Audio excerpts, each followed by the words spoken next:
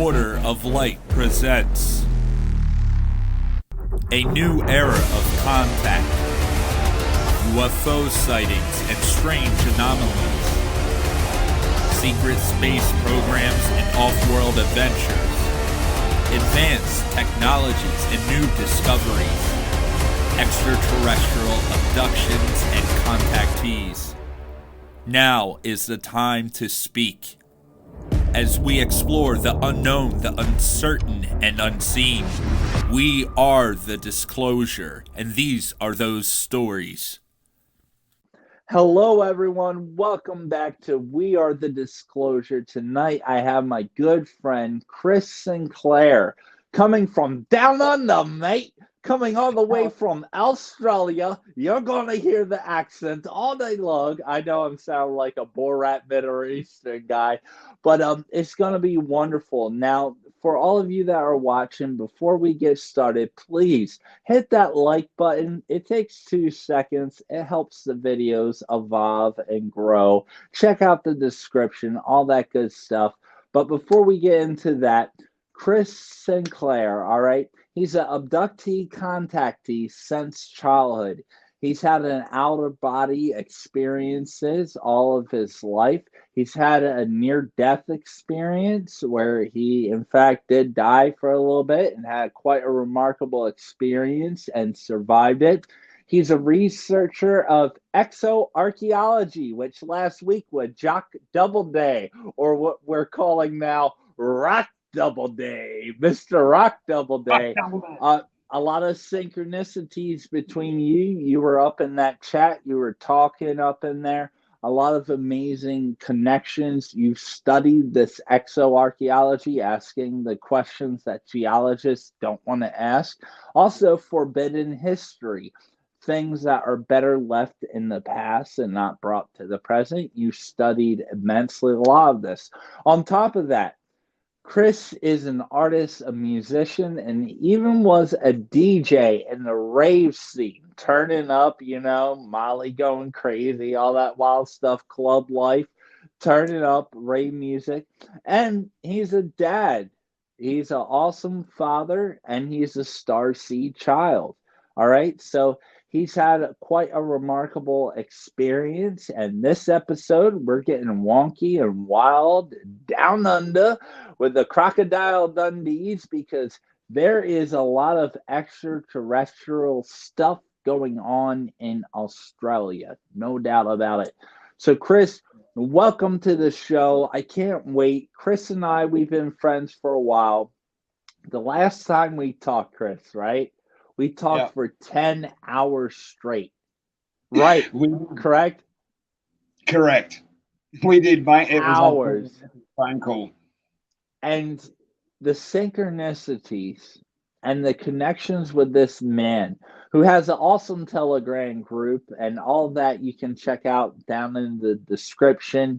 He has the Starseeds and Patriots Down Under group on there, and he's doing a lot of stuff. And not that I get involved with politics at all, but you could say we're definitely conservative. We believe in our Second Amendment right, no doubt about it.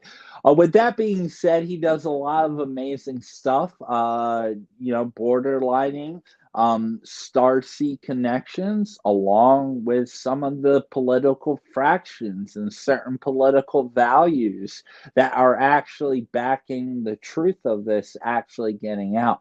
I'm not political, and all guests on here, Republican or Democrat, all are welcome, all have experiences and encounter things. That's besides the point. But he has a great channel just promoting a lot of what's really going on, and I highly recommend you check it out on Telegram and all of that. Down in the description, you will find this. So, Chris, welcome to the show. After talking for 10 hours, I feel like you're my buddy. You're my Aussie. You're my Aussie, my buddy from down under, and we have so many similarities. So with that being said, everyone that is watching, let's get down to it. You know how I do it. I always say, our guests, tell us when it all began. When all started. did you realize that there is something else going on? And walk us through your experience and your journey. I can't wait for everyone to hear this. Thank you, Robin. I appreciate you having me on your show, and it has been an awesome ride getting here. I got to say, mate, in that 10-hour phone call. Wow, yeah, It was wild, man. I've never covered so many things and had so many synchronicities in one day, and so much shared love and energy between myself and someone that's so connected with me. Like, I didn't realize oceans apart that we'd actually be so connected as one as we are. And yeah, I'm just so excited to be here. Thank you, mate. And it's great to be here with your audience as well.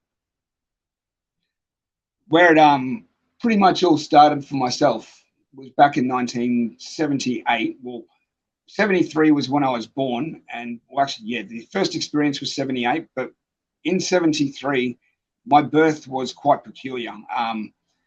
When I was born, I had blue lips and silver hair with pale porcelain white skin. And I didn't have a subnormal or abnormal body temperature. I was a normal 36.5 degree baby, temperature. No humidifier. Celsius. Sorry, yes, Celsius. So my mistake. Americans. So he was about 96 degrees. For all of you to understand the Celsius, the degrees, he was average temperature. Had to throw it out there. Thank you. I love that. Thank you. And yeah, I had the normal body temperature. I had a normal bunny rug that prevents your baby from scratching themselves from being outside the womb, of course. But no humidifier crib because they were concerned about my blue lips. They thought I was blacking oxygen. If anything, naturally, that's the first thought. But the silver hair was what really got them because the fact that I was of normal body temperature and everything was quite curious to them. They'd never seen anything like it. And about 12 hours after my birth, one of the nurses came in and actually said to my mum, "Did you actually dye his hair or bleach his hair?" And my mum was like, "What? No. Like what? Exactly. What sort of question would that be that you do that or subject your child at birth to that sort of thing? Even no when my one mum would. Told me, I was like no the same reaction it was when my mum told me. So I was like, wow, who would even think such a thing to do to a child? I know.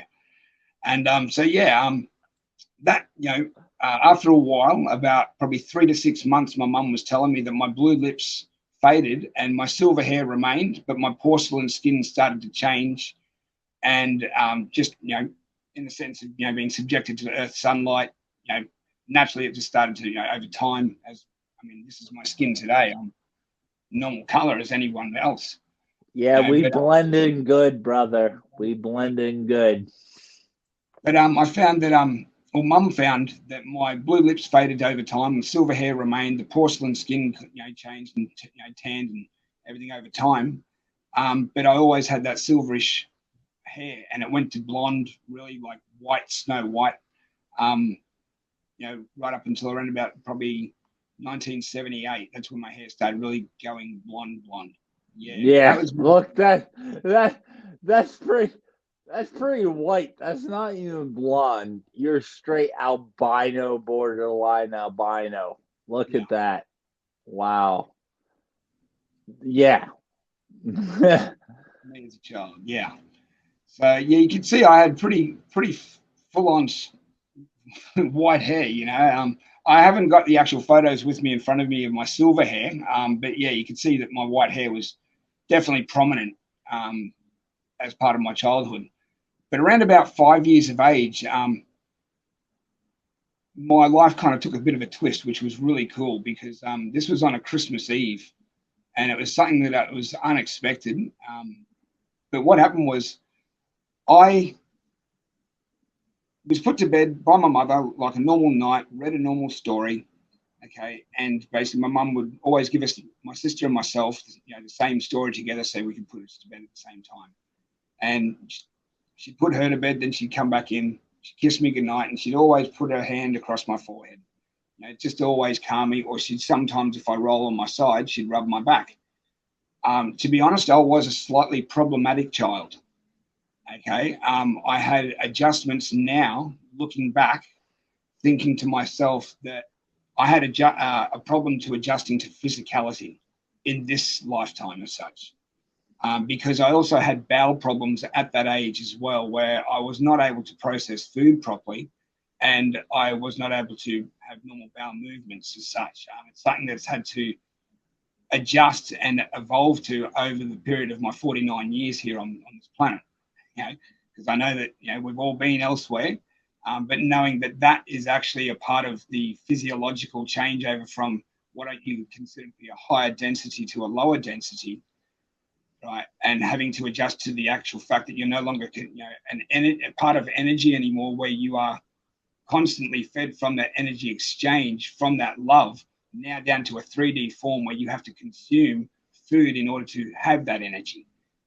And so I found that very something peculiar for me to learn over time and look back on, because I now actually have such a good diet. It's unbelievable, like especially really good vegan food. I'm not a vegan as such, but I enjoy it. I like good vegetarian, but I don't eat meat as such. I only eat a little bit of fish and a little bit of chicken. I avoid all steak, all burgers as such. I don't eat fast food. I don't eat crap. As they say, this body is a temple. You've got to put good fuel into the furnace in order to get it to working. It's the ultimate thing. You are the density that you eat. Exactly. And you get the vibration and frequency from the food that you eat in order to operate at that optimal frequency as well. Absolutely. Mm-hmm. And I found that this particular experience was what started me on the journey of my last, what I would consider 43 years, especially from that point in time. And it was Christmas Eve, 1978. And I basically, as I said, Mum put me to sleep, and I was only asleep for probably maybe an hour at the most. And I found that I was awakened suddenly by what sounded like sleigh bells. Shing, shing, shing, shing, shing. Okay. And being a kid and it's Christmas time, you think straight away, oh my God, this is Santa. You think, because that's what every kid's thought is. You hear those sleigh bells, you think it's Santa Claus. Yeah. Everyone does. So I've just jumped up out of my bed, my eyes have opened, and I've just pulled my blinds up. And I saw straight out over the Blue Mountains this beautiful big red streak that came across the sky in this slow red S pattern, and then took off. And it was in the shape of the ball at the front. Are you referring to this? Is this your drawing? Is this what you're talking about? That's exactly the drawing there, yes. Holy smokes. As you were describing it, you didn't give me the warning to show the photograph. But holy smokes, that's what you saw. Keep describing it. Yes. And it was something that I automatically took that as being Santa. I'm like, I saw Santa. Yeah, I was so excited. But then from that moment forth, I have no distinct memory. Wow. No distinct memory of going back to sleep. That was, me laying in bed before I went to sleep that night. But yes, yeah, I have no distinct memory of going back into my bed and being back in my coverings. I have no distinct memory of falling back to sleep and anything. All I have is the distinct memories of me coming back the next morning, which is when, and that's where I have what I would call fragmented memories, photographs or snippets of me coming back. So you were 5 years old when you witnessed this, and it was, Christmas Eve? Christmas Eve of 1978. Wow. And you saw this red thing, so you automatically dismissed it as this Santa Claus, which ironically, I've been doing a lot of research and I've been trying to plan some videos for Christmas. Christmas is coming up soon, and I wanted to do a video going over different encounters during Christmas Eve and Christmas night. and people dismissing it. And to my surprise, in Canada, in New England, and many other places, there has been a lot of reports of this UFO Santa Claus that I've been coming across. So it's perfect timing that you bring this up because I did not know about that report or anything like that. Wow. Chris had no idea. It was 2 nights ago. I was starting to do research on Christmas Eve and Christmas Day sightings out of curiosity. Have people accidentally mistaken this idea of Christmas or sightings like that, children that have seen things flying around, to see if there's a UFO connection. So very, very relevant that you bring that up on Christmas Eve. You saw this zipping. That is most certainly not Santa Claus, right? And this goes into your story. So from that point, 5 years old, holy smokes, what else was going on? Well, that's the best part, is knowing that I have these 2 snippet photographic memory, looks like a photograph in my mind. Yeah, just like that. Just like Boom. that. And then asleep. And I have these memories of coming back the next morning and being in what I remember to be a blow-up red fire truck that was flying across the top of the houses and looking back.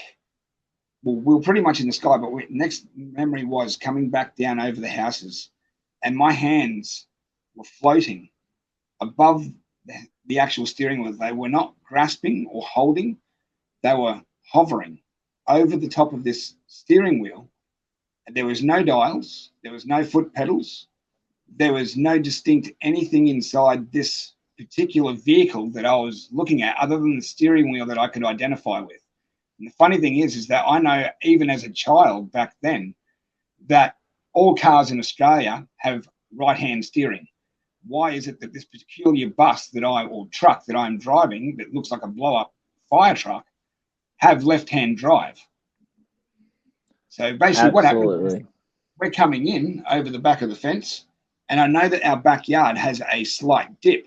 So I remember my hands dipping like that and the steering wheel moving just underneath my hands in the same direction that my hands were pointing, but my hands were not touching it or making contact. Oh, wow. It was weird. It was like, for me, looking back on it now, it was an illusion of some form of technology being used. Consciousness, telepathy, working with technology. Yes. But as a small child, that's the way you perceived it. Yes. Normal. Exactly. Normal, mate. I thought it was a big blow-up red fire truck. And the funny thing is that there's a synchronicity surrounding the fire truck I'll get back to in a minute. And I want to bring up something as well about the fire truck. Okay. But what I found was, when we came in over the backyard, when we made, because in the backyard there was a slight slope, like the front yard where we'll see our driveway, and it was like that sort of backyard, so it was like stepped. So basically, where if you want, show the pictures of right there. That's the house there. Yeah. So there was a slope. For everyone that's listening, this happened in this area, right? To give everyone from the US and the UK, this happened in this area, right? What was this city? South Penrith. Perfect. Yep, right there. So there's the house in the driveway, correct? That's the house in the driveway. And the backyard was very similar. So it had a raised fence with a dipped backyard as well. Yes. That's the back. That's the front yard in which in the front and that's window. The back. That's the front window, looking back, like my picture that I had where I pulled the blinds open. Okay. Perfect. That's my bedroom window. Yes. All right. And this was taking place right here? Yes. Perfect. Wow. So, and that's when you saw all of that, right? Is that getting too far ahead? There's actually this place called Portal Lookout right near where I used to live, which I did not know until I actually went and did the research for our video to give you these pictures. on Google Wow. Earth. Yeah, I was unbeknownst to me at the time that there was a tunnel view lookout and a place called Portal Lookout. So, What are the and it's called Portal Lookout. That's what it's actually called. yes, that's what it's named on Google Earth. Exactly. I had to put the arrows in, Wow. but that's what it comes up as on Google Earth. That's you wonder why, right? Wow. Says it all. Yes, the On Nepean river. River, which goes into the Blue Mountains and follows through to Katoomba. Yep. There's the Blue Mountains. All right. So we have an idea that's wild. And what you were saying about the fire truck, I want to bring this up. When I was a child, my family used to kind of make fun of me. It was a joke because when adults would ask me, "What do you want to be when you grow up?" I would always say a fire truck. And they're like, "You mean a firefighter?" I would say, "No, I mean a fire truck." And they're like, they didn't understand. And hearing your story and talking about like the fire, it's because these crafts sometimes can have a bunch of flashing electrical lights going around it, and fire trucks is the closest thing we can relate to it. I think my family misunderstood me as a child the same way they misunderstood me when I said I had the same dream as Martin Luther King when I was 3, 4 years old. They didn't get it. They just said, "Oh, you heard I had a dream." And they misinterpret me saying I had a dream. Like, no, I understand what he's saying. Same thing with these fire trucks and these UFOs. And my mother even described these crafts in her before regression, her natural memories of these dreams would be described as really weird objects, like actual objects we had around.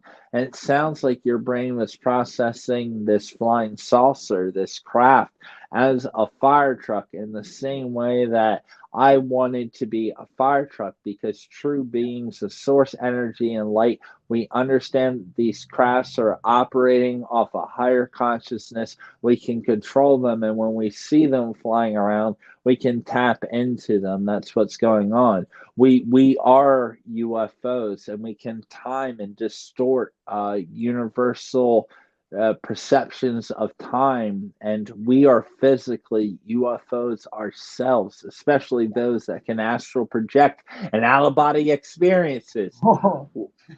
Talk about a segue. Whoop.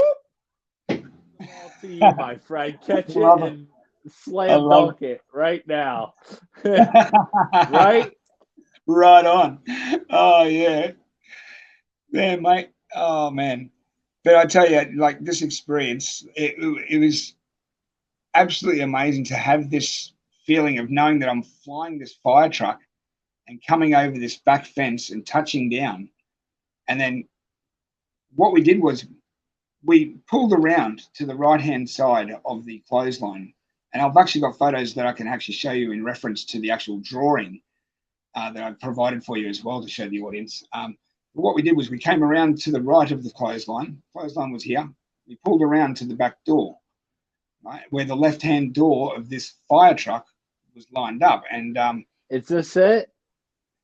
That is my final memory that I had. If we could actually just previously go back to the photo before of the one with my hands on the fire truck wheel beforehand. That's one. I got you. Yep. Yes. Where my hands are floating and we're flying above. Yes. That's just prior to us coming in over the backyard. Mm-hmm. So as you can see, there's no dials or anything like that. And you'll also see in the next photo from my next memory when we touch down and I'm actually getting out. That is my last memory of whom I've come to know as Frank, my contact. His name is Frank for me. That's what I came to call him as a child, and there's the whole story about that as well. It's funny, but yes, wow. Looking back from the back door, getting out of the left-hand side of this vehicle, preparing to go inside. When I turned around before he moved over to the seat where I was, that is the last memory that I have. He'd obviously have to move over to where I was in order to operate this thing. But the fact is that I only have this last memory of seeing him like this, sitting in this position on the seat before I went inside, through the laundry, through the actual kitchen, up the hallway into my bedroom, and went back to bed. And then what seemed like, right? only, it seemed like hours I'd been asleep, but I knew in the back of my mind I hadn't. Yeah. I knew I hadn't been asleep, but I had the energy of a child that had been to sleep for 10 hours. Oh, wow. And something weird, and I don't know the correlation, but I got to bring this up. It's so interesting that you said this being, you got the name Frank, right? Yes. And Frank. with my good friend Beth Noyes, who came on and talked Yeah. about all of her friends, and the being she drew look a lot like that being, but Yeah. she remembers being on the craft and seeing her human friend named Yes. Frank. And I just can't help but wonder if there's some, like, where would that, for a fact that extraterrestrial's not named Frank. No. You know it deep down Yeah. in this, right? There's no way. It has to be something else, or just a vibration or a tone. Yeah. And just hearing this Frank come up again, even though she was talking about her friend that was on this craft with her that remembered that as well. But more important, these Merthyr, these extraterrestrials that look like gray, but overall they're pretty positive and pretty down to earth and real. So, if you could you go more into that and how it progressed, and after you had this incredible experience of flying around in a fire truck, big quotations, or big booty quotes, as I call them, like, how did you process this, and was there anything else that happened after this that kind of filled in the blanks? Like, because you processed it as a firefighter, but yet you remember this. How did all of this come to be? I remember as a child, I had a slight speech impediment. I'm even quite still aware of it today as an adult. Sometimes I can have a slight lisp with things that I might pronounce. But as a child, I wasn't able to say the letters T and R together to pronounce truck. So Oh, my pronunciation of truck was FWCK, like fuck. me too. Really? Me too. I swear that my name was Wow. the English Assassin. The first words I ever said, I know this is a little besides the point. The first word I ever said as a human was a naughty word. And TR was a big one. Another word, computer. I had a very hard time saying computer. It's something about the TR, the Tatar. It was really hard for me. Very interesting you say that. I struggled with that a lot. Wow. Funny synchronicity. Wow. Yeah. We didn't So, talk about that in the 10 hours we chatted. That was something new. But I struggle with, and my nickname was the English Assassin. Turns out I went on to be an English teacher. But when I was younger, I had slight autism, dyslexia, words coming up backwards, and certain things such as TR was extremely difficult for me. so what happened for me was the whole fuck, being able to pronounce truck as fuck. Yeah. As a 3-year-old or a 2-year-old, my mum would stroll me down the street and I'd see a truck, and because it was pronounced so quickly, I would say, "Look, mum, big fuck." Yeah. And it would actually sound like I'm swearing, unfortunately. And my mum would be quick to, "Oh, I'm sorry," looking around saying, Yeah. "I'm sorry to everyone." But I'd be still behind her mouth saying, "Look," and still hear me trying to pronounce it behind her hand. Yeah. because I got excited about trucks. So for me, I was able to pronounce it as Fwuck, but I also found that this little Merthyr gent that I got to meet in my travel, I came to give him the name Fwank. Like, yeah. I gave him the name Fwank because I couldn't pronounce Frank and I couldn't pronounce truck. It was Fwuck, unfortunately. So that was the name that you gave to this being, was a Frank, not Frank, a Frank, but a Frank. Like, yep. Thank you very much. Yep. That is exactly. Yeah, like even thank you. I wouldn't say TH as well. I couldn't say that. Yeah. So it always thank you. Thank you. Yeah. Yep. Yeah. So in the end, I called him Frank, and he said that would be the name that I would like you to call me if you'd like that. Well, so, hello, Frank, to everyone that's watching. If you love Frank, helping him flying this fire truck, which we know wasn't a fire truck, give this video a big thumbs like for Frank hanging out there. Look at that guy. He looks so happy, completely calm, right? Is that what you picked up on? It was amazing for me as that part of my life to look back on now in a timeline of sequenced events and know that that was the start of where this has all come about to bringing me to where I am, even with you today. This has been what I would consider to be a 43-year journey, but if you really want to count the birth as well, 49 years really all up this year. To really look back and know full well that actual experience for me happened, knowing that I've got the photograph snippet out of my mind onto a page that I can now look upon and say, those are the sequences of events that really happened that I no longer have to have in my mind. I can look at them at any time on a page and show other people and now share with the world. It's to get those moments out of your brain and to put onto paper. The pressure is released. You're able to move from it, right?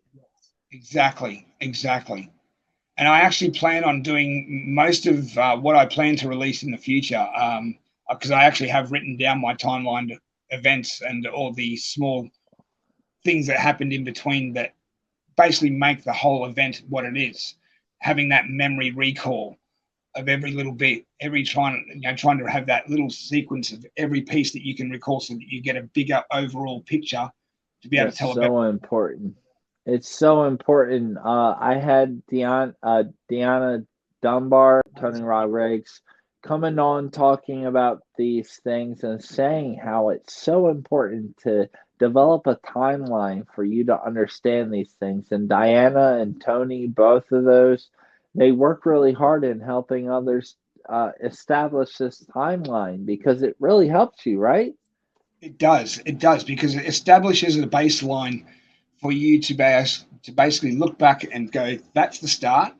Let us go through each one of these things and get to finding every piece that we can to give us this picture so that we can tell the story of our lives, because really that's what ideally I'm trying to do right now, is put all this in video. And it's funny that I mention it like this as well, while we're talking about it, because during that first 5 years as well, my mother actually went to a spiritual and psychic and healer, and this woman profoundly said that, because I wasn't at this reading, this woman didn't even know that my mother had a child, let alone a son, but she said synchronistically to my mum, you have a son, and that he will be able to see things through his dreams, and through those dreams he'll be able to make informed choices of where it will take him in his future. One day he'll also possibly write a book or do something that will be enabling him to share himself with the world. And I was like, always thought to myself, what do you mean by that, Mum? I'm not going to write a book. I have no interest in writing a book. Funnily, synchronistically enough, I've taken an interest in doing video and actually editing and making small videos, like as you mentioned, for my first channel. and just You're putting doing information out. interviews, right? That's what you're doing on your channel, Star Season Patriots Down Under. Yeah, I'm starting interviews as well for my second channel that I'll be creating as well. Absolutely. But yeah, funnily enough, that my art skills and everything like that have all come into this now. And I find that if you want to look at it metaphorically, the book really is the videography of my life that I'm putting together in a visual format. Yeah. So that's what I see now, is that I'm actually in the process of is actually doing exactly what that lady said, but not as a book as such. Maybe something I might maybe look down that avenue in the future, is write a book and look back upon this whole experience. But for the time being, doing these videos and getting my life story out, because I'm in the process of actually doing my first two experiences right now as one video, and then continuing each one of these timeline events as continuing videos as parts 2, 3, 4, 5, 6, continuing until I get to where I am now. It's going to take quite a while, but knowing that I'm on that path and actually sharing these experiences with everyone else, it helps them identify with themselves where they are at and what they've done and where they've been and what they've experienced, so that they can find their way home too and find their way to their truth. That's it. Isn't that it? And by you sharing your experiences and going through and opening this up to the public and exposing the things you don't have answer for and the things you've experienced and putting it out there, that's what it's all about. And that's essentially what I'm trying to do. And like, look at some of the low connections you and I have made. And my last video or before that with John Charles, the mind-blowing revelations of contact. Sometimes by talking to each other, we realize, oh, we're not the only ones. And that's great. You would think about writing a book. So many people are like, Robert, you need to write a book. Like, not too many people have done the things you have done. You need to write a book. And I'm like, I don't want to write a book. I want to make videos. I want to connect real time. Why do I need to write a book when I can talk to people and connect with them? But you and I, we definitely need to write a book. I'm just trying to avoid it at all costs. I absolutely do not want to do it because I realize how much hard work it is. It's a lot of work, right? It is, and it's actually a labor of love, I'd find it to be, but it is what I would consider also quite tedious and time taking, and but the rewards of that as well later are absolutely amazing. Just having, I mean, look at the success of Our Lady, our emissary, Miss Elena Denan. Like, look at the beauty and wonder that she's brought the world with all of her books so far. Yeah. Oh, words can't even explain. And she's been someone that has been telling me, you need to write your book. I'll help you write it. I'll help you do it. And I'm like, I don't want to. And she's like, well, you're just, shooting yourself in your own foot if you don't do it. And even Tony Rodriguez saying, like, I just got tired of telling my story. And that's where I'm at. I'm tired. I've been telling my story for 30 years. I'm burnt the hell out on telling my UFO crash story. I'm burnt out on it. Even though it's so fantastic and magical, I'm burnt out. And when we get burnt out, maybe it's time to write a book so we can just, as Tony said, check out my book. I don't have to tell you. If you want to know the whole thing, read the book. Read the book. It's funny you say that. I was actually saying a quote this morning, funnily enough, from the old Transformers movie. Buy my book! Buy my book! Buy my book! Buy my book! And there's a good reason for it, because we're tired of telling these stories our entire life, and the story isn't going to change, and it's not going to get no better. My story is my story. It is what it is. It may not be super Hollywood. It may not be this. But what it is, it's factual and it's real. And just because you and I don't have all the answers, that doesn't mean that it didn't happen. It most definitely happened. And we're just trying to figure it out, right? Absolutely. I feel that each one of us is an integral piece to every piece of this puzzle and creating the overall picture. I found that also a very big part of the journey as well as the ego, as well, Rob.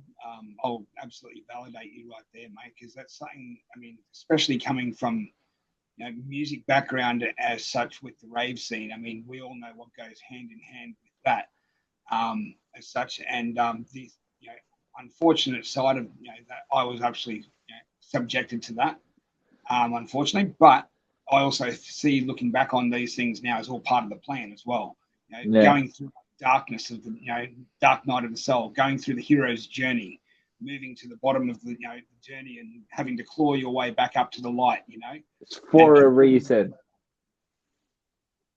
completing the circle, and losing that sense of ego along the way, and actually having it presented to you in such a way when it gets ripped out from underneath you, especially when you have an ego and you're presented with yourself and have to look at yourself in such a way that you know that you couldn't at the time even say, I love you in the mirror without crying, to a point where you can say, I love you in the mirror and have your hand on it and going, wow.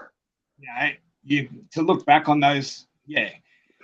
That's some truth right there. That's some out of all the extraterrestrial and strange things we're talking about, right there, to be able to look in the mirror and say that I love you and be so disgusted with who you are as a being, to feel like you're unworthy of a universal source love. I've had that experience, and that is so real because so many of us look in the mirror and we absolutely hate everything that is in that reflection. And that's powerful, brother. I've Powerful. hated myself a lot in my past, and in order to not hate myself, I had to learn to self-love. That was the Yeah. biggest thing. It's hard. It's actually harder to love yourself than it is to hate yourself. That's what I've learned personally. I can hate myself all day. When people start saying positive things about me, I'm like, oh, I feel so uncomfortable. I'm a piece of shit. And you're saying I'm able, that's our ego, our consciousness, right? I still do sometimes. I still get that myself, and it's a struggle that I think we all have to carry as such through this journey, because that is all part of this journey. Is actually being aware of each piece of our ego and actually identifying it and actually dealing with it and releasing it, because that is like I've had 17, 18 years of practice of this due to the fact of my marriage dissolving 18 years ago. And only out of that 18 years, I've spent 15 years by myself out of a Wow. relationship. So I've had pretty much, this is something I didn't reveal to you. I've actually spent 15 years by myself That's doing a this, long time. and actually watching and reservedly looking at how society was going so I could identify within myself. I didn't want to be this. I didn't want to be that. I didn't want to have the clone haircut. I didn't want to look like that person or the next Slim Shady. You know, Yeah. I wasn't that sort of person. I was the one that sat back, observed, and looked and sat there and realized there is so much to be worked upon, because all these people are acting out of ego. My ego was like that. And now I have an opportunity to work on this because the stool was literally ripped out from underneath me. So I embraced it after the first 2, 3 years, man, and I just took it all in. And that's Yeah. where it brought me to today, is losing. I still struggle with it. Everyone does. I still get those moments. Me too. Me I too. still get those moments. None But the of us fact are that perfect. we're identifying with it and we actually are giving ourselves that validation, knowing that we have to deal with it. That's part of the problem. Knowing is that you've got a problem and saying, yes, I know I've got to deal with it. That's it. Checking ourselves before others check us can Self save us inventory. from a lot. Yeah. Self inventory, mate. And Absolutely. that's it. And that's something I've always struggled with in my whole life because I have tried to be so humble that I put myself down. That's to keep me. I'm a fire sign, all right? I'm a Leo. I'm the sun. Things tend to levitate around me. So by me knocking myself down, that's to keep me level. But Yeah. often, even at the conference in Orlando, the Spiritual Informers Conference that happened down there, um, all the people were saying, "Oh, you're too hard on yourself," in my head, realistically, I'm thinking if I wasn't hard on this myself like this, you do not want to know the egotistical guy that would emerge from it. There's a reason I'm downplaying myself. I'm trying to remain humble, and Yeah. it's hard, and then people take that as us bullying up ourselves, and sometimes we do bully up ourselves, and then when people teach me to love who I am and love what I've experienced, Yeah. it just starts to kind of, that feels really, really good when people tell me that. And, I, for a Uplift. half of a second, I start to believe in it. And then my head I feel my head start to get really big. I'm like, oh no, I can't, or my head's going to explode. Let's pull it back, and I'll keep calling myself dumb and that I don't know anything. I'm a silly goose.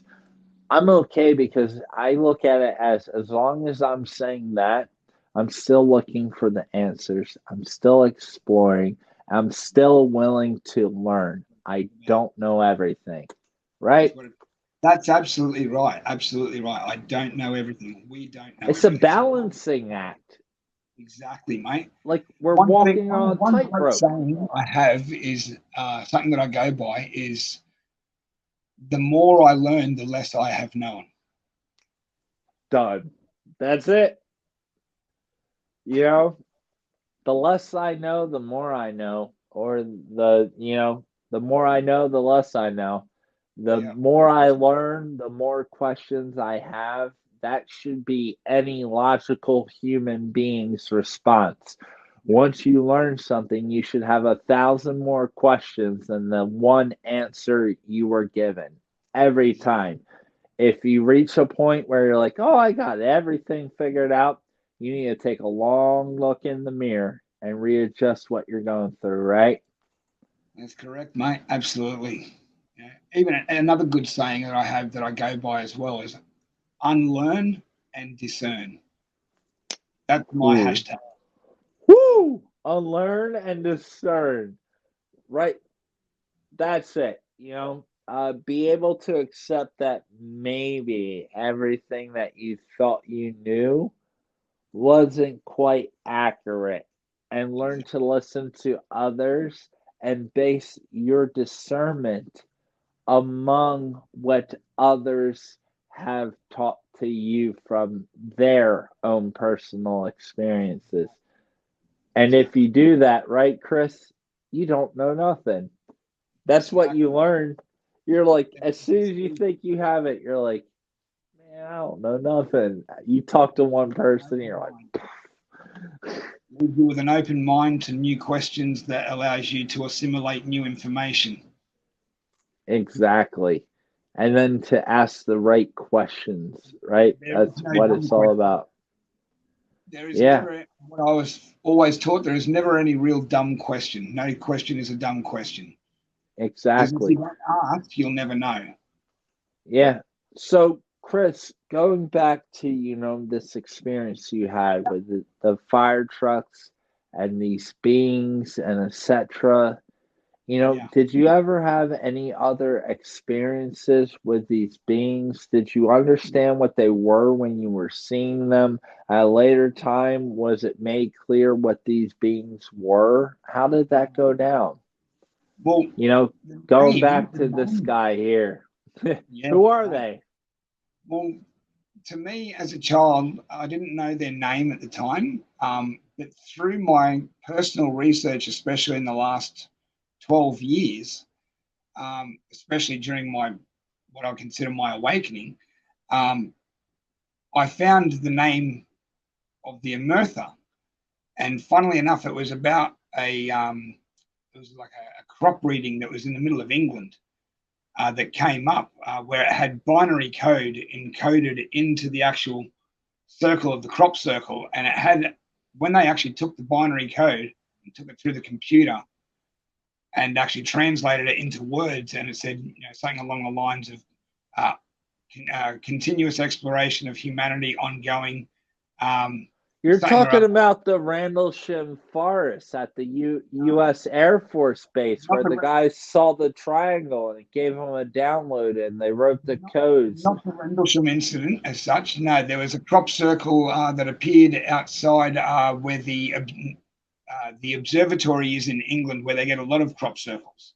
And apparently there Whoa. was one that had binary code encoded into this actual circle that was there, and someone had figured it out. And when I looked at the one there was a crop circle above it that actually had a three-dimensional, well, not three-dimensional, it looked like a photo of an extraterrestrial looking at, like, this side of his face was covered, but you could see the eye and the large head and his Yeah. mouth. It was actually all in the crop circle, like an old black and white picture on the field.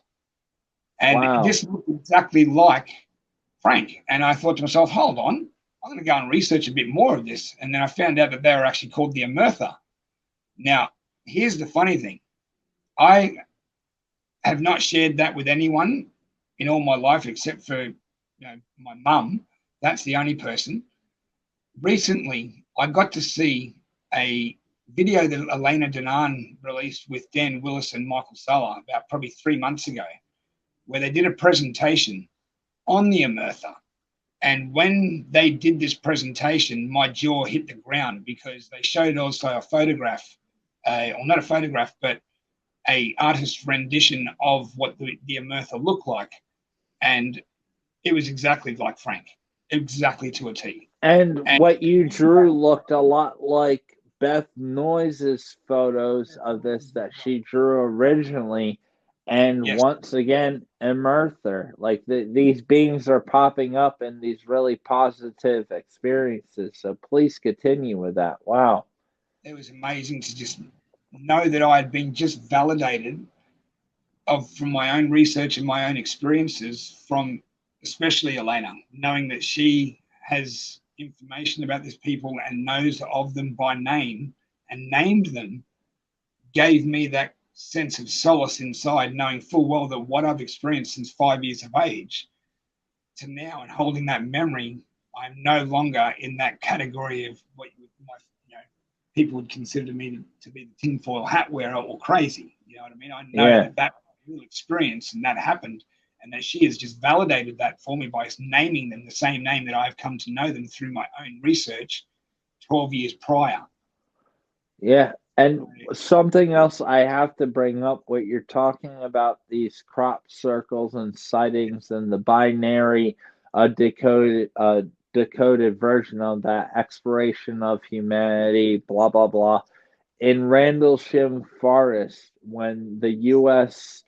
Air Force officer in Randlesham, which is modern day UK, and the Air Force base there, which they house nuclear weapons underneath, when he came across the triangular craft, he wrote down in his notepad 16 pages worth of zeros and ones. When all of that was translated, all the zeros and ones, it came up to the same exploration of humanity, and it also dropped a bunch of geolocations of power grid spots, the pyramids in Giza, the Maya pyramids, Mount Shasta, many other ancient sites around the world. And what you're describing of this one crop circle is exactly the same translation of the binary code dropped from the guys that were involved with the Randlesham Forest incident on the U.S. Air Force Base over in the UK. And the nuclear warheads had a triangular craft land there. And what the guy, once he touched it, he got these zeros and ones, when translated, came out to that. I had to bring that up. That's big connection right there. The Rendlesham Forest UFO contact co-download took place in England in 1980 at an Air Force base after seeing mysterious lights that showed up on the radar above the site's nuclear warheads that were underground. As the two soldiers made their way out to the wood, they could see a triangular craft with lights parked right there on the ground. As they started to get closer, they could see weird symbols all over the craft. And one of the men actually had a journal and began to write down what he was seeing. Shortly after this, certain things started to happen, and he started to write down a binary code of zeros and ones. And when translated, this is what it says: exploration of humanity continuous for planetary advancements with multiple coordinates for Sedona, Arizona, the Great Pyramids of Egypt, and the Nazca Lines in Peru. Wow. Absolutely. Wow. I didn't know about the extra part that you beforehand about the actual geo points being dropped as well. That was amazing. I didn't know about that. I'm actually going to look some more of that up, because I knew of the Rendlesham Forest incident, and I knew of the triangular UFO, but I didn't know about the geo points. Absolutely incredible. Some of the correlations you made with these beings. And did you have any other encounters as you got older and things like that? Absolutely. Well, not Yeah. with the Merthyr as such. My contact experiences kind of have expanded over the years through my out-of-body experiences, I'd say more so. Or either that or they take... Well, you had an NDE, right? You had a near-death experience. And let's go into that, because we haven't got into that. And Yeah. I believe that's so important, because you had these experiences before the near-death experience. I'm wondering, once you had this near-death experience, what happened and what did you encounter at that point? Is there any sort of correlation? That was a really amazing thing to happen. Like, it was a shock. It was something that really rattled me at the time, because no 13-year-old expects to get hit by a car when they're going to go and pay rent for their mum on a Friday afternoon, you know. Yeah, nonetheless, I was asked to by my mum. I was 13. This is 1988 in Townsville, North Queensland. And yeah, mum asked me, she called me when I got home from school to go and actually pay the rent for her. So she said, come by work, which was just down the road, and pick up the cash and just ride to the city, go to the mall, pay the rent, come home. So I did all that. I've gone to the city, paid the rent, and on my way home, I took the same route that I took to the city. And as I was coming to this crossroads where a train line ran parallel with the road that went across it as I was supposed to go straight through, I noticed a car coming quite slowly, a 1969 Holden station wagon, which is a solid they're steel, big. Solid, steel. big, yeah. And this guy was slowing down, and I noticed that he pulled up just before the line. But anyway, his hand has gone out the window. Like, go forward, mate, go forward. And I had at the time a bike that had a fixed wheel cob, one of those bikes that you use to chuck a mono and just continue pedaling. Yeah, no you can't stop. You can't stop. It keeps going fixed gear. No. Yep. So this would have been impossible for me to pull up anyway, regardless. But as I got across and started moving forward, because I hadn't actually quite stopped, I was being cautious. I crossed the lines and I made my way out into the intersection. Okay, and as I made my way through the intersection, the last thing I saw was left out of my peripheral vision, bang. Hit by this huge wagon. There was no indication of this car even picking up acceleration. I had no headphones in, but I did not hear this car pick up acceleration or anything from this stop standpoint that it was that. Anyway, basically from the moment I hit this car, it was the impact that broke my leg. I broke both tibia and fibula bones just below my kneecap, an inch and a half. Big bones. Oh.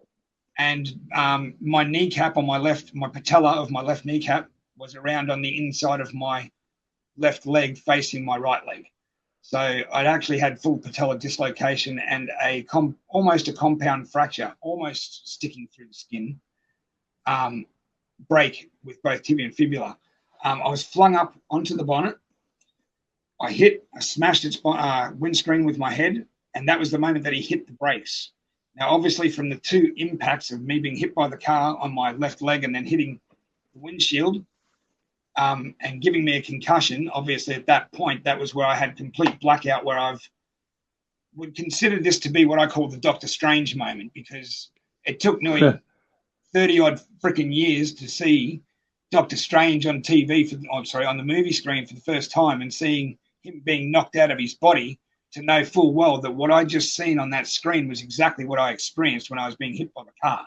My spiritual astral body was separated from the physical self for that moment that I was briefly in the air traveling on the road. Yeah. Wow. Separated. Boom. On Google Earth recently, because I've actually gone and researched this and got the photos of it also, I can put it in my videos. There's photos of me using Google Earth ruler, measuring from the point of impact where I was with the car to the point of where my possible rough landing was, thereabouts, because you can only do it within so many, zoom in, you can only use the ruler. And it was roughly 22 meters I did travel in the air that I could roughly start it down to, roughly 22 meters. It hits you that hard, about 22 meters. And for all of you people that use feet out there, each meter is multiple feet, just about 3 feet. So that's very, very, very far. You're talking about like 50 feet, boom, in foot compared to meters. Wow. So what happened was, in that time that I'd impacted with my head on the windshield, and the time that he hit the brakes, which is nanosecond later, and I flung off, that was the moment that my body was my astral body was discombobulated from my physical self. And I remember distinctly knowing full well that my body is flying through the air like that on my back.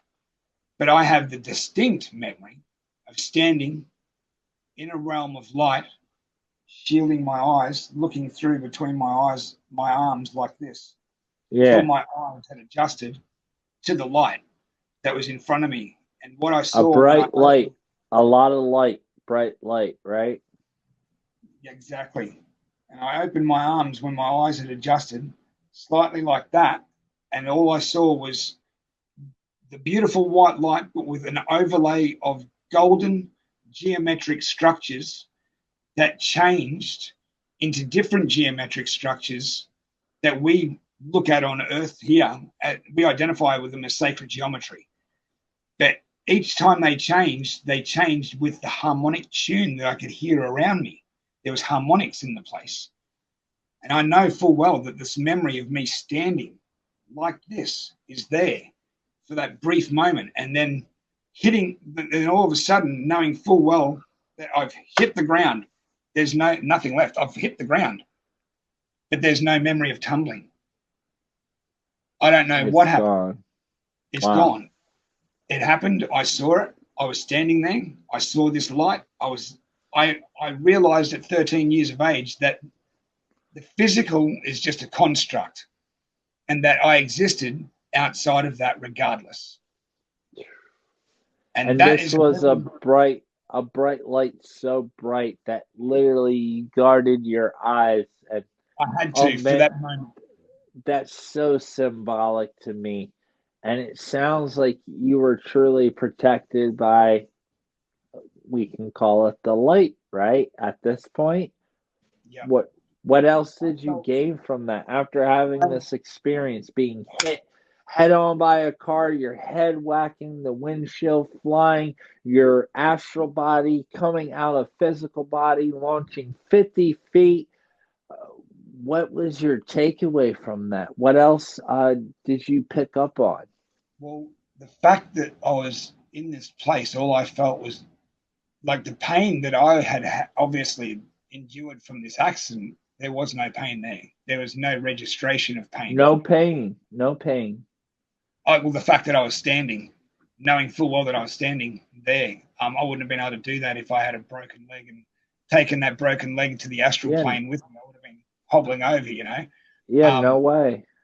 But the fact that I was standing there and in this realm filled with light, with sacred geometry moving in harmonics, all I felt was absolute love. That's all. That's amazing. The love that I felt can only compare close to what a mother would feel with the creation of life in herself, or the fact that I'm a father myself. I've been a single father most of my daughter's life. I learned to be the dad and mum for her, which gave me what I call the balance of that divine feminine and masculine energy. And knowing that feeling that I have within me for my daughter is the same feeling that I had feeling and encapsulating me whilst I was in this realm of light. All I felt was the absolute immense love of what I would call Pure everything, agape. love of creation right there. I knew I was home. Yeah. I knew I was home. Purity. Love at its fullest, right? It was at its purest. There was nothing else. There was no time either. That was the other thing, that in the time that I was there was no time. It was eternal. Yeah. Because we all know that, you know, the time that it takes to be hit by a car and travel for roughly 50 feet only takes roughly about, you know, roughly 2.4, maybe 3.5 seconds, roughly. If you're being hit at roughly 45 k's an hour, or 38 k's an hour, I think it's 21.8 miles per hour in American. 38 k's, I think it's 8 miles per hour. So yeah, it was quite horrendous, you know, to feel that, but know full well that the pain wasn't there and the love existed. That's all there was. The distance between where he was stopped to where I was actually at the impact is roughly a good, 20 meters. So he had enough time to get up at least 38 k's an hour. He had enough time. That's he hit you pretty hard. Wow. And you had this experience where you were physically out, but you felt so safe, so loved, such a purity. Sacred feeling. There was no other feeling I can describe. And you were 13 when that happened? How old were you? 13, mate. 13 years old. So how in the heck did you deal with this? Like, after having an experience, then at a younger age, seeing this other being and driving this fire truck, how did these things stack up? And like, after coming back from how did you deal with that in today's world back then? Psychologically speaking, it was terrible. Like, I suffered and endured migraines terribly, and still do, but not as much, because of the fact that my body was hit with such an impact. Through what I would consider my research, I've found that I was out of alignment. I've been out of alignment. It's taken me many years to get back into alignment with myself, my chakras, my higher self, everything like that. But also knowing that being hit in that aspect and coming away from it, and knowing for the last that amount of time that I am this eternal being, was actually at first a burden, as well. But after learning what I've learned, it's actually become the greatest blessing on earth that I've ever come across. But the trauma that I suffered from the actual impact, that was terrible. Like, the nightmares continued for roughly at least 3 years. I'd have a random. What were the nightmares? What were you dreaming about? They used to recur, the actual incident impact moment, but nothing else would recur. There would be no recurrence of me in the geometric light realm that I was in, standing there shielding my eyes. There was nothing. The impact, just the impact. Yeah. And even the screeching of the tires, I'd hear it auditorily in my mind as well, through the dream as well. And that's. But all the higher dimensional stuff, nothing. It was just the worst part about it, over and over and over again. Yeah, randomly reliving it every, for the last 3, for the 3 years after that happened. Yeah, roughly until I was about 16. Oh, that must have been hard. Looking back on it now, because I've cleared a lot of that trauma, and looking back on it now, as I said, it's an absolute blessing to know that this happened to me, and I've been given the opportunity for the last 36 years to be able to be on a journey of not only self-discovery, but a discovery of truth that not many have been able to have the opportunity of being able to have that handed to you, because even the marriage was part of what I considered to be my soul contract, the way it dissolved was all leading me to this as well. You know, at the first instant, knowing that that was actually not a blessing, I always took that mentality on of why me. Then realized, no, this is actually a blessing. Thank you. I now have time to work on me because obviously I wasn't right. And that's what did involve my marriage, you know, and I understand that. And I've actually taken responsibility for that. But this is all connected, interconnected in every way. Looking back on it. Yeah, Absolutely. when it's happening to you in real time, it's so much to take in, and oftentimes it feels like a curse until we've had enough time to process these experiences and realize that it gave us a peek into something that is unknown and that we should be thankful. But when it happens to you, having your bones crushed and launched and the trauma of it, that doesn't go away as easy as the amazing encounter you had. A lot of people think, oh, our lives are like movies and it's all been fantastic, but in reality there's a lot of hard stuff that comes with it, right? Absolutely. And I've actually found that the actual path of going through, especially these traumas, going through the traumas and having a weight of so-called sadness to a degree from certain things or aspects that have happened to you can actually be great empowerers of perpetuating you forward if you embrace it to a degree. You know, by not allowing yourself to be overcome by the negative, by making yourself that informed choice from the information that is there, by saying to yourself, right, I can choose to be a victim or I can choose to be someone that is empowered by this moment and do something with it and use it. Lemons into lemonade.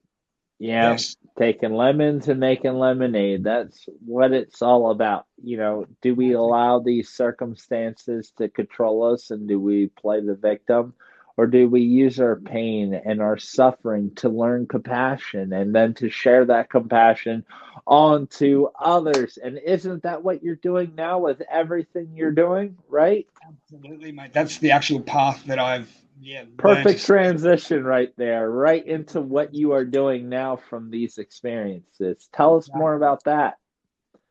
Well, through my experiences, I've found that it's therapy being able to share it with other people, especially because you're having that release, as we've said, you're being able to talk amongst other like-minded individuals about your experiences, your feelings, your thoughts, what you've done, how you actually have perceived it all, what you're doing with it, how you've incorporated it into your life, where you're going with it. So what I tried to do was create a space. What I wanted to do was create a space on top of my first platform of Starseeds and Patriots Down Under. I wanted to create a second space of Starseeds and Patriots Down Under 2, with a 2 at the end, where I could allow people to have a safe space to use their voice, much like yourself and many others, to share in their experiences, because supporting one another, especially now, Rob, especially now that we've heard the calling, what's just gone out recently through, especially Elena's recent post that she's put out. I refer to Elena a lot because Elena is what I consider to be a mother to us all to a degree, mate. She has been emissary and mother to the planet. She's been a great guide and she's been a mentor to me, especially in the small time that I've been watching her stuff. And the video that she released this morning and the other day as well was such an important message going out that now is the time, especially for us as starseeds, to lift each other up and support one another more so than we have in the past, because we are going to need each other. We are, as you quote, the disclosure, we are the people that a lot of individuals eventually are going to try and seek out for this information because they have not been taught it, and it's going to come onto the responsibility of people like yourself, Elena, Michael, Alex, everyone that's in this disclosure community, to share and impart that information upon them and support them on their journeys awakening as well. Because a lot of stuff that's going to come out globally, if, whatever it be, whatever the subject, whatever taboo it is, it's going to be a very big shock to a lot of people. And we, as the star seeds, the ones, as Elena said in this latest one, bring the light. We are the light. We're the ones that we've been waiting for.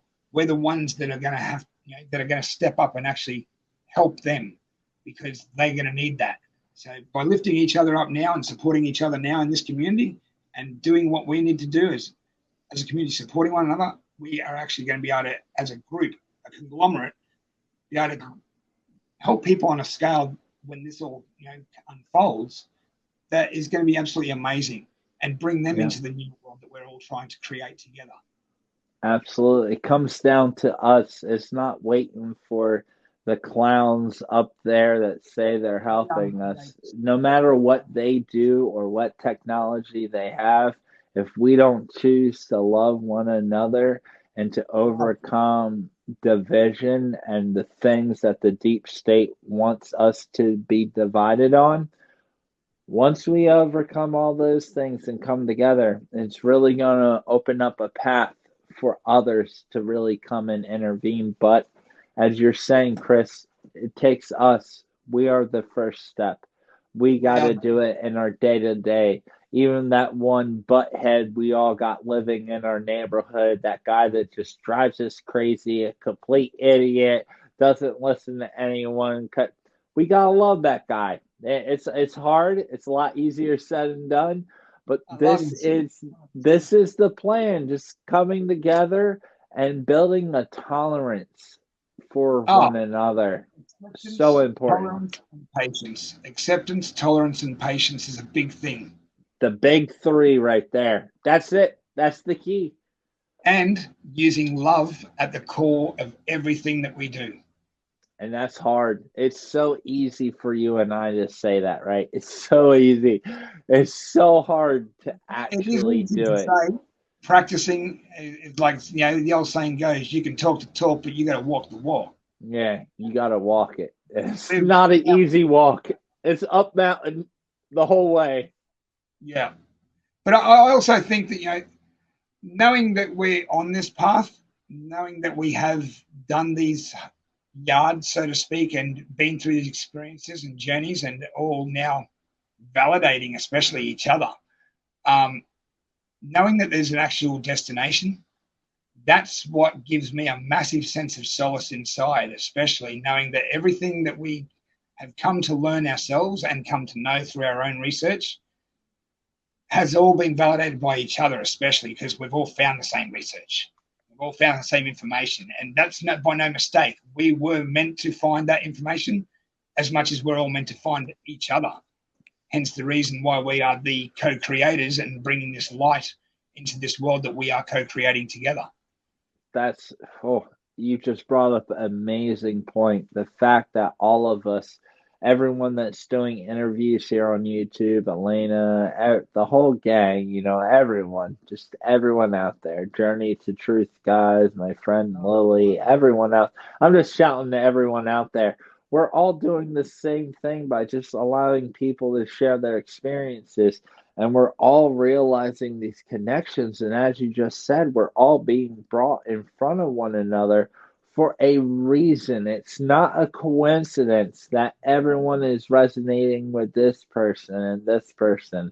And unfortunately, some people don't resonate with everything, but it's important to listen to everything, because you never know what you will resonate with in whose story. There may be a closed-minded, non-believer, Democrat out there, liberal, super liberal out there that's had an experience that matches your experience exactly. It's important that we overlook who we are politically, sexually, or intently, all these different factors that divide us, whether they're black, brown, orange, white, yellow, which is probably super racist to say to begin with. But it don't matter what we are, because when you talk to these people, and I've talked to people all around the world, I've learned something from each one, regardless of their background. And if they've had an experience, regardless of who they are, it connects to our experience. And there's a beautiful connection that overrides all the things that are amount to, It actually shows us disconnect how us. we are. Absolutely. Yeah. Absolutely. It's, One quote I go by is that when you take off the human skin and you look at each other and you realize that we're all made from the same matter, there is no race or color or creed or religion. We are one. yeah, we're just all one consciousness, all one source form of energy. And once we realize that and realize that some of us may have a couple screws loose and are a little weird, they're still a part of this. And unfortunately, we got to accept the ones with the screws loose in their head. It's a part of it. We all got to come together, even with what we discussed. I absolutely actually find great enjoyment from talking to people, especially that are on the street that are less fortunate from than myself.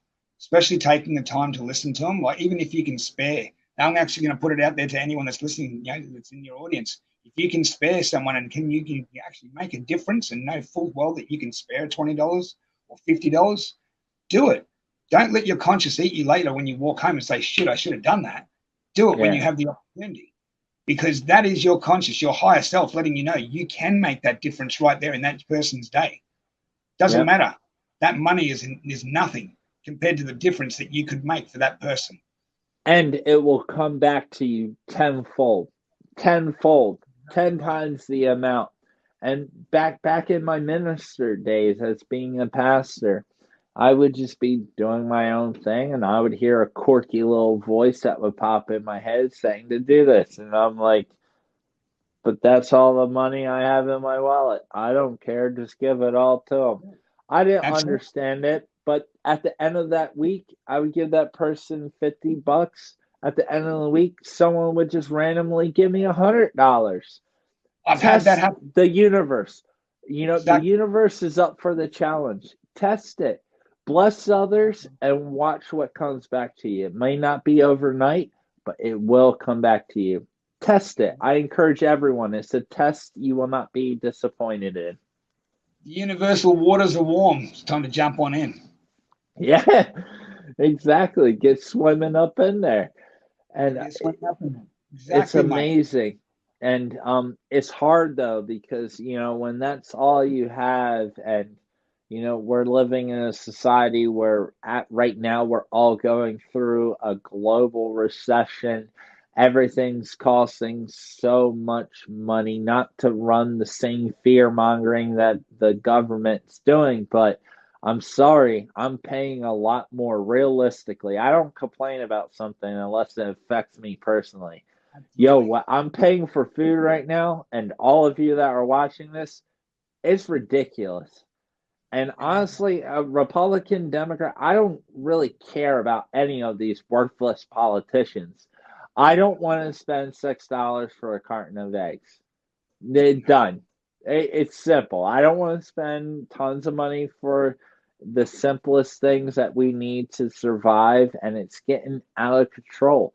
And with that being said, it can be a lot harder for us to give and bless others. But we need to overcome that fear and manipulation put in place by the ones that are making us suffer on purpose so they become rich off of their policies. Regardless if you're Democrat or Republican, I want you to know that someone is getting rich off of your discomforts in your life every single time, unfortunately. So with that being said, we still got to give. We got to pull from the bottom of our hearts and give whatever we can. If we can do that, things work out, right? Absolutely, mate. Because if as I say, if you put it out there, you'll get it back. You know what I mean? Like what you do put out there, whether it be positive or negative, you do get back as well. Yeah, have each other's backs. That's what it's about. When someone asks for help, you help them.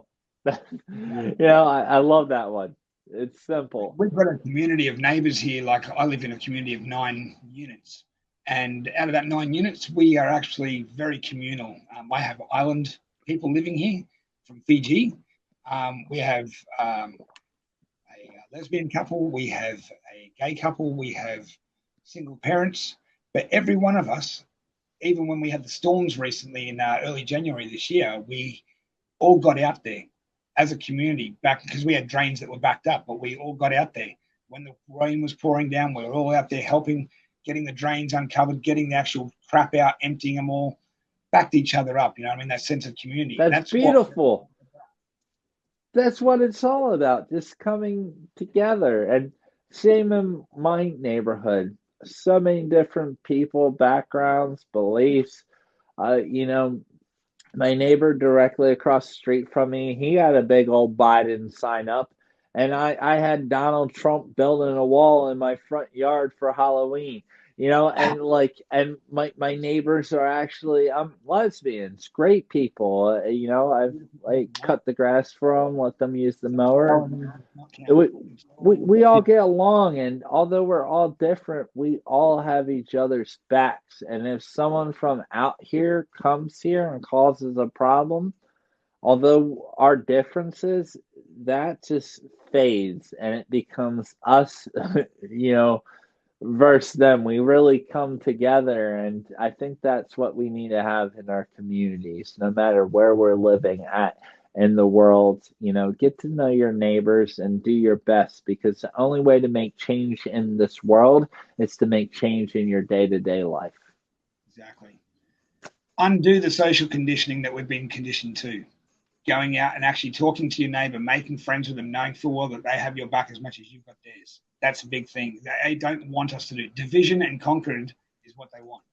And those people won't judge you. For everyone that's listening, to help someone that's different, if you help them, they remember that, even if they don't agree with you. They might say that I don't agree with everything, but anytime I've needed something, that person has helped me. That goes beyond anything that could ever be used against us to divide us from one another. Love. It's all part of the starseed path, I believe, you know, is learning that empathy, that compassion, that connectedness, and knowing that you can make a difference if you choose to, because everything does come down to choice. You are given that element of choice by being free-willed human. Just to briefly touch back on with my first abduction experience, because I actually didn't hand these photos to you in the email that I sent to you to be able to put up on screen for the audience. But the synchronicity, and that will actually, before I go to the synchronicity, with the photo, if you could just pop up quickly the one of me, Frank in the fire truck for me. Yeah. Now, if you can see, audience, if you were looking back as I am at Frank right now, I'm going to hold a photograph up to the camera right now so you can all see. Okay. That backyard door is exactly where I was standing when Frank pulled up and I let myself out. So that's the actual view looking back right at there. The so yeah, really see it. Being able to show that, you know, the back door view looking back is exactly how it would seem if I was in that drawing. Now, here's a beautiful synchronicity about my abduction experience that I've only just come across going through my photos. And I think I briefly shared this with you just before, but I didn't. I think I showed you the photo. But anyway, the morning after, you know, to the audience, after my abduction, I had a photograph taken that I did not know about until I'd actually gone through my photos recently. And the morning after, this is a photo of me clearly with my father on the kitchen floor. And it is of me sitting in the kitchen. And if you can see that close enough, I have a USS Enterprise, Galactic Federation, Star Trek Enterprise, right there. Yeah. Funnily enough, yeah, and as you can see, my father is actually quite dark and French looking compared to my blonde, and so you can wonder where all this blonde hair and blue lips and pale skin comes from, hey? Yeah, where did that come from? And that was the morning after this experience? That was that morning where I walked back inside to go to bed. I had felt like I'd been to sleep for hours, even though I knew I hadn't been. I got up with the energy of Christmas Eve, and then Christmas morning you got a Star Trek Enterprise. So the synchronicity of being in contact with whom I found through Elena recently and her disclosure with Dan Willis. And I want to pull this up. Nowhere's in Star Trek Enterprise is there a being that looks anything like that. I do want to make that point because, That's right. you know, although there's disclosure in Star Trek, they don't tell you everything. No, but they don't. You have the real beings, but then you have the Christmas toy of the preconditioning. Yeah. Wow. And here I find out through Elena that they are a part of the Galactic Federation. Oh, absolutely. And they go back to the Council of Nine, which is now the Council of Five. Screw all the... I'm so over galactic politics. It's ridiculous. There's so many groups. I'm just here to party and love on any species that shows love towards me. You got my love, and any species that hates on me, well, I'm going to mess you up. God bless it. You know, the biggest thing I'm actually looking forward to is if I get to have a chance to mix music again, but not down here. I'm going to mix up there. with crystals, frequencies, and lights. Imagine making music with frequencies, crystals, and lights, not guitars and pianos. Like no turntables, nothing. Then it's just all projected consciousness of songs through the crystals and playing through a harmonic like system. A highly enlightened dubstep rave music, you know, like just frequencies and tunes that repair our genetics, 528 hertz, just popping through the speakers, repairing everyone's DNA. So when they listen to your music, they actually feel better versus the 440 to keep you aggravated and angry music that modern pop music tunes in. It's to control us. They should put it back to 432 hertz, I believe. Eventually 432 all day, every way. Led Zeppelin, Neil Young. That's why their music's classic and so peaceful, because they weren't aggravating you with 440 nonsense hertz. Exactly. I hate 440 tuning. It's garbage, and that's what all music today is. It actually gives me migraines, listening to 440. And it's the same thing that forces, you know, when people listen to a song, they're like, oh, it just gets stuck in I hate the song, but Baby Shark just gets stuck in my head. That's 440. That's 440. That's what it pisses you off, and then it gets implanted on your brain. Where 432 flows through this ear and goes out the other. Natural. And it's pleasant, and you get to feel tuned. Not 440. Harmonic, mate. Absolutely. Yeah. Don't get us started on that, man. We'll be talking for another 2 hours. They're like, screw 440. Not 10 hours, I hope. Yeah. But wow. Yeah, no, absolutely, brother. Hey. Absolutely amazing experience. Down in the description, everyone, I will have this information, but please tell us about what you're doing now and the groups you're running and things you have planned for the future. Yeah, sure, absolutely. I actually am in the process, as I said, I think a little earlier with Starseeds and Patriots of Down Under 2. I haven't released anything yet as such on there. I am in the process of actually vetting quite a few people at the moment. I've got some amazing, exciting guests lined up. One is a frequency harmonic sound healer and meditation guide by the name of Nick Sesh. Love to you, Nick, if you're out there and you watch this. He's absolutely amazing. He uses what they call angel harp harmonic tubes as resonance frequency healing. And what I can say, I've actually experienced this myself at a meditation retreat, guidance. When was it? About probably 2 months ago now, down the Gold Coast. And I experienced what I call spiritual fire. Spiritual fire.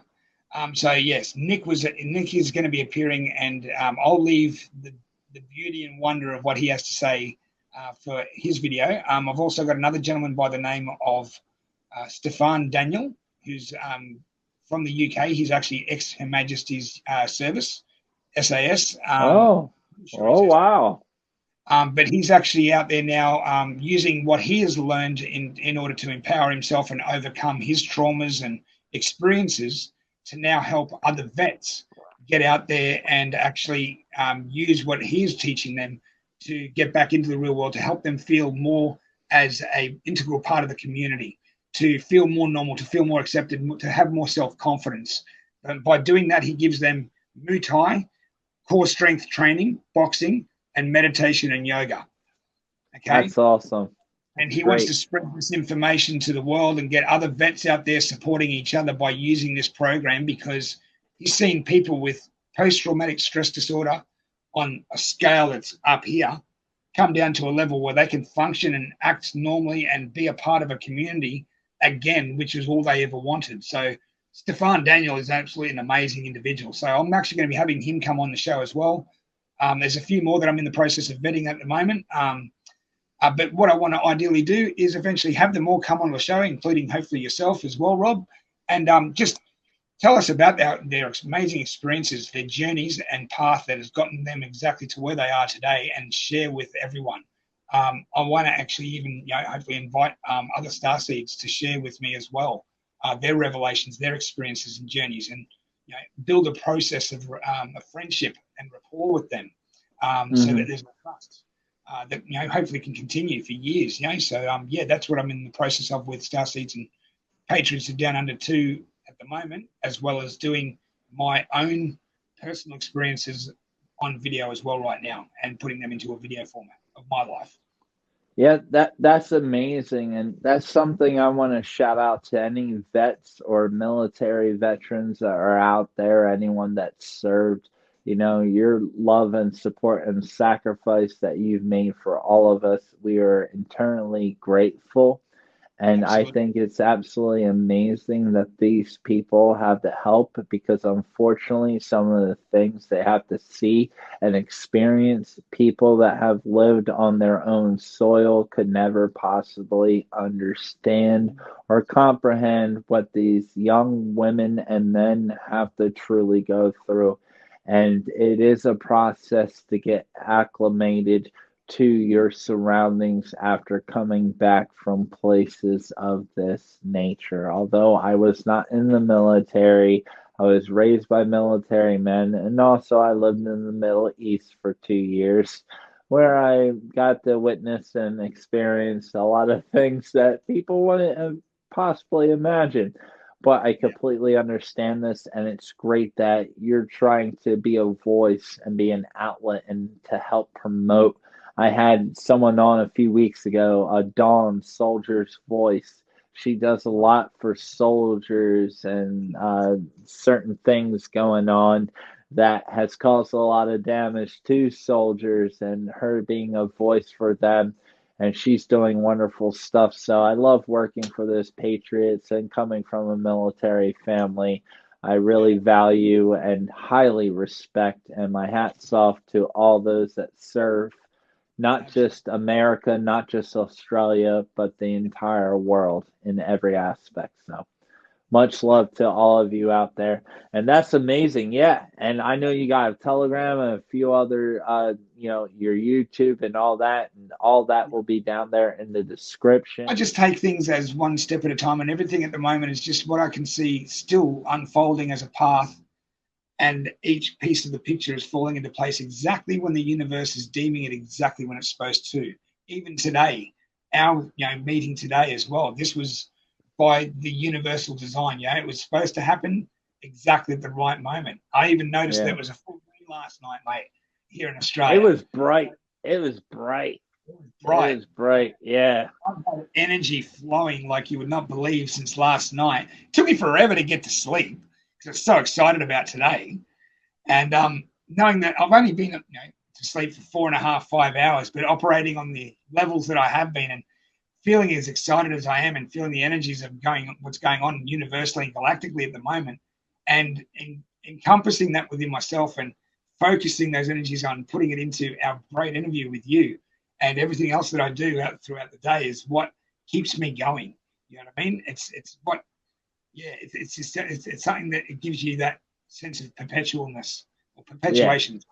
Perpetuation. Something keeps you to look forward to, But yeah, man, I'm so excited this finally happened, and it definitely won't be the last. So everyone that's out there and watching, please go in the description, check out all of his sites, reach out to him, talk to him. Also, down in the description, you can check out the merchandise store. other links, direct me, and all that good stuff. The Alliance of Experiencers, all the way down in the bottom. Go check them out. Please make sure you give this video a big thumbs like. It helps a lot to give that thumbs up, that big old like on the channel. Really boost that up. Please share and all that good stuff, because obviously YouTube ain't too crazy about going out of their way to promote these kind of stories. But thank you so much, Chris. And after talking to you that one night for 10 hours, some of the connections, and I want everyone to understand, him and we could talk for 10 hours to go over all of his experiences. But I encourage you to go subscribe to his YouTube page, to follow him on Telegram and all the other social media. Give him a follow, because in the future he will be going over more, and there is a lot more to his story. He kept it relatively brief and went over the highlights of his experiences, but make no mistake, there is a lot more to come. So please check out his YouTube, check out his Facebook, check out his Telegram. All that stuff will be down in the descriptions. Once again, mate, from down under, loved having you. Finally, we got our first Aussie. We got our first Aussie here on We Are the Disclosure. And please, once again, everyone, go check him out. He's a great guy, solid dude. Really appreciate it. And everyone out there, we will see you next time. Much love and light. A big shout out to all the channel members down there, everyone that's a member of this page. Really appreciate all of your love and support, and everyone else that is watching. And please check out the description for Chris's information, along with the merch store, the Alliance of Experiencers, and all the other stuff. There's a lot going on in the description, but you won't be disappointed. So go check it out.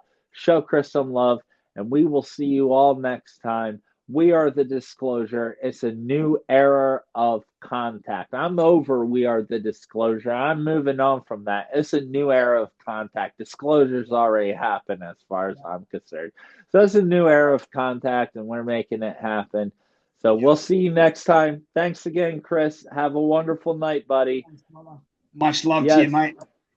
Much love to you all. See you all next time. Please join the YouTube membership for my channel. You will get exclusive badges, really awesome emojis, member-only live streams, posts, and chats and connections with me for only $5.99 a month. See you there. Hey everyone, check out the Order of Light merchandise store. We got a lot of different t-shirts there. The Humans Aren't Real, Lower Always Creek Incident. We got tank tops and Merkaba. We got stickers, glasses, a lot of different glasses, so get thirsty. We got bags. I live in New Jersey. We don't have bags anymore, so it's really nice. We got flip-flops, hoodies, and all the ladies out there, we got a bunch of awesome merchandise for you.